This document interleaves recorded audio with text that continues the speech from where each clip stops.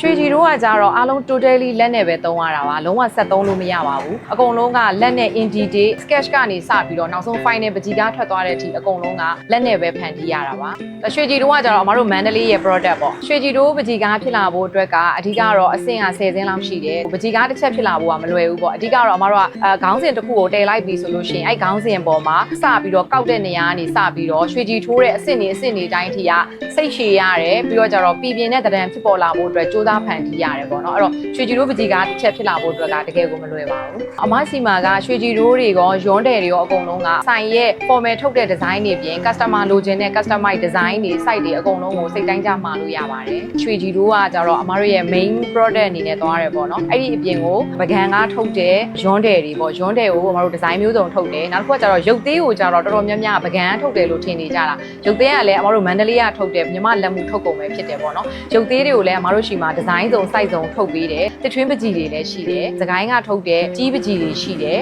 အဓိကတော့မြမရိုးရာလက်မှုပစ္စည်းတော်တော်များများကိုအမဆိုင်မှာအကုန်လုံးတစုတစည်းထဲထားရှိတယ်ပေါ့ဆိုင်နာမည်က BB ကွင်းမှာဆိုင်လေးကိုဖွင့်တဲ့ရည်ရွယ်ချက်ကအဓိကတော့မြမလက်မှုလုပ်ငန်းကိုပြန်လည်တိုးတက်စေချင်တာပေါ့နော်မြမလက်မှုဖန်တီးတဲ့သူတွေလည်းပုံမိုတိုးပွားပြီးတော့ဖန်တီးစေချင်တယ်ပြီးတော့မြမလက်မှုချစ်တဲ့သူတွေကလည်းကိုယ့်ရဲ့လက်မှုကိုပြန်ပြီးတော့ဂုဏ်ယူစေချင်တယ်အဓိက overseas တွေဘာတွေသွားတဲ့အချိန်မှာလည်းငါတို့ရဲ့မြမလက်မှုဟာဒီလိုရည်သွေးမျိုးရှိတယ်ဒီလိုအမှုပညာမြောက်တယ်ဆိုတာကိုပြသနိုင်စေချင်တယ်ပေါ့နော်အဲ့ဒီရည်ရွယ်ချက်နဲ့ဒီဆိုင်လေးကိုဖွင့်လှစ်ထားတာပါအမဆိုင်ကဒီ82လမ်း44 45ကြားမှာရှိပါတယ်ဆိုင်ဖွင့်ချိန်ကမနက်9:00 နာရီကနေပြီးတော့ညနေ6:00 နာရီထိပါမြမလက်မှုပစ္စည်းလေးတွေကိုလည်းချစ်တယ်မြမမှုပစ္စည်းလေးတွေကိုလည်းရှာနေတယ်ဆိုလို့ရှိရင်ဆိုင်ကိုအချိန်မရွေးလာရောက်နိုင်ပါတယ်